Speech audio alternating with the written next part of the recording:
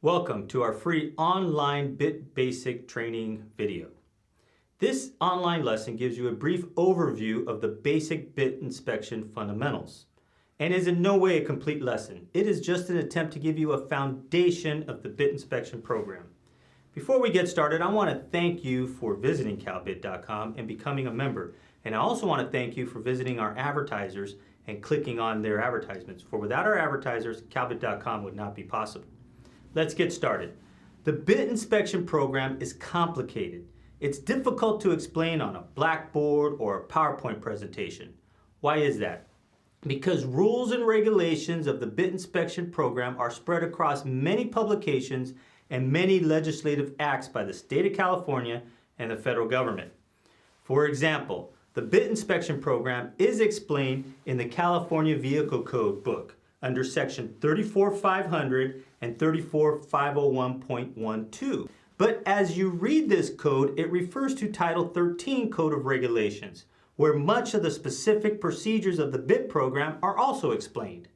And the DOT Code of Federal Regulations, Title 49, must constantly be considered when applying the California Vehicle Code and Title 13 Code of Regulations upon your fleet operation.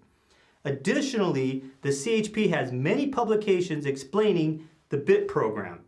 Unfortunately, there's no one specific area where you could go to and say, here is the BIT and this is all I need to know.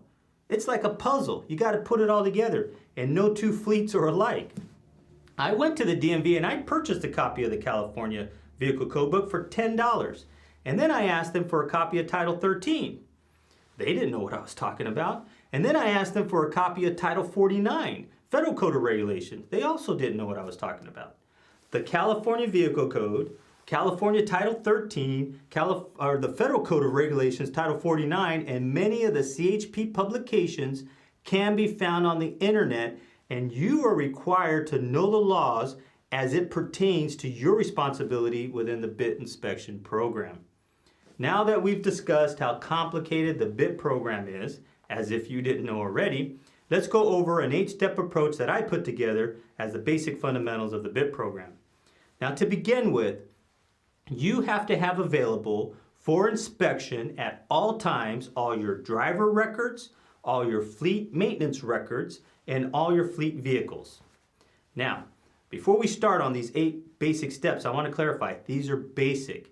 You can't apply these to every fleet out there. Because some of you operate hazardous materials, you have additional steps you need to apply to your BIT inspection program. Some of you have buses with passengers. Again, you have additional steps that you need to apply to your BIT inspection program. So let's get started. Step number 1, you need to apply and schedule with the CHP a BIT inspection. Now you could go to our homepage and click how do you apply for a BIT inspection. You click on there, it takes you to a CHP page, and you could download a form, which I have a copy of right here, that's called Application for Terminal Inspections. You fill this out, you pay the fees, you send it in, and you schedule a BIT inspection. And then this needs to happen every 2 years. Once they come out, they usually put you on a schedule and they come out every 2 years. But it is your responsibility to make sure that you get inspected every 2 years. In essence, what you're doing is you're going to the CHP and you're surrendering and you're saying, here I am, come and inspect me. And you got to make sure that's done every 2 years. Number 2 step is you need to make sure that your fleet vehicles are identified properly. CA number, your MPC sticker, your company information, name on the door. You just need to make sure your fleet vehicles are ID'd properly. So that's step number 1 and step number 2. Step number 3 through 8 get a little bit more complicated. Step number 3 is the way you hire your new drivers. Now we put together these file folders and they're just recommendations on the type of forms that you should have in them. First form you should have as far as your driver file, which is your driver hiring and policy procedures, is a driver-specific employment application, an application that has to do with a driver, not just your everyday employment application. Also a current DMV readout. And we recommend a form showing that you have checked out the DMV report and that it is in good standing. And then a form showing that you requested and received or showed a good faith effort in obtaining information that your new driver has never had a disqualifying action against his or her driving privilege while at their previous employer. So in other words, you got to make sure to document that conversation or any correspondence you had with the previous employer about their driver's past history. So that's your new driver file, step number 3. Step number 4 is your driver records. In your driver records file, you need to have a pool notice program showing enrollment in the pool notice program. You need to have a form showing that you have examined the pool notice program record when they're executed and that they are signed and dated.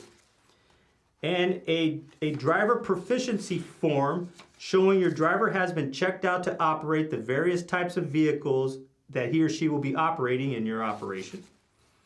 And you need to have your driver's hours of service, daily time sheets, time cards, logbook sheets, whichever applies to your operation. Obviously, all the time sheets are not, or logbook information is not going to be in your driver file, but you need to have them in a specific area so when they come out and inspect you, they're going to grab one driver, they're going to want all the information on one driver, and one of it is all their timesheets or logbooks, whichever applies. So that's your driver record, step number 4. Step number 5 and step number 6 go together, and in my opinion are the most complicated because they require a daily effort. That's your DVIR report, your driver vehicle inspection report. Is your driver executing the driver vehicle inspection report properly? Now on our DVIRs that we offer on our website, we have a flow chart showing all the steps your driver should be taking when filling out this form. So you need to make sure your drivers are filling these forms out right and that every day they're being executed properly. And then step number 6 is your maintenance department. It could be an outside vendor, a mobile mechanic, or a dealership. Who's ever checking out the fleet vehicle for repairs off of the DVIR needs to also be going through the proper steps. And those steps include signatures and check boxes, making sure things were checked. Either they needed to be repaired or they didn't need to be repaired.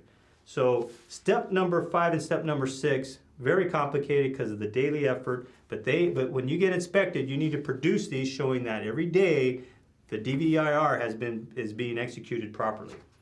So now step number 7 is the 90-day inspection form.